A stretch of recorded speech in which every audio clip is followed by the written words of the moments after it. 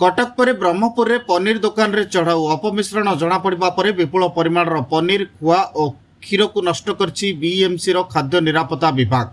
सहरर खास्पा और आगासाही ठारे रहितबा 5 रु अधिक पनीर और क्षीर दुकान रे चढ़ाऊ करथिला प्रशासन। चढ़ाऊ पर दुकान रे बिक्री पाई रखा जाइथिबा पनीर रो किछि अंश को एक थाली रे बाहर करा जाइथिला। संपृक्त थाली रे थिबा पनीर रे आयोडीन मिसा जिबा परे पनीर रो रंग बदली जाइथिला और एथिरे स्पष्ट होइतिला जे पनीर गुड़िक अपमिश्रित होइछि।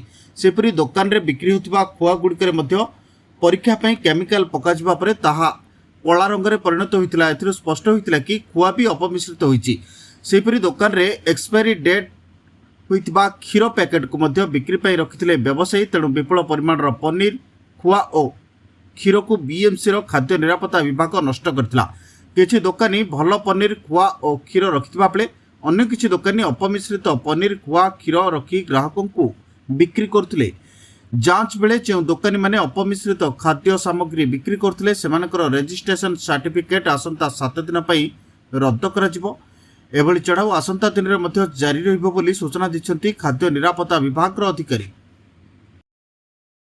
जी आमे सब मेनली कौन करछु लस्सी दुकान गुड़ा को चढ़ाव रखीचु जे कि आमर एबे सरीगला सिटी स्कूल रोड रे एबे चलची एसएनडी रोड रे तापरे देखिबा बे आउ जो एरिया रे हमर माने लस्सी दुकान मेन में अछि चलियो सेइतरे आमे चेक करूछु खवा कोन राबिडी कोन कोथरे तयारी होची से माने कोन एडल्टेट करचंती ना नाही जोडा प्राय जोडा पड़छि प्राय बाहर आसछु से माने कहउछंती आउ बहुत जण कम प्रिपेयर करछंती किंतु एडल्ट्रेशन सहिछि बोली जो प्राथमिकता तंत्र जोडा पड़छि।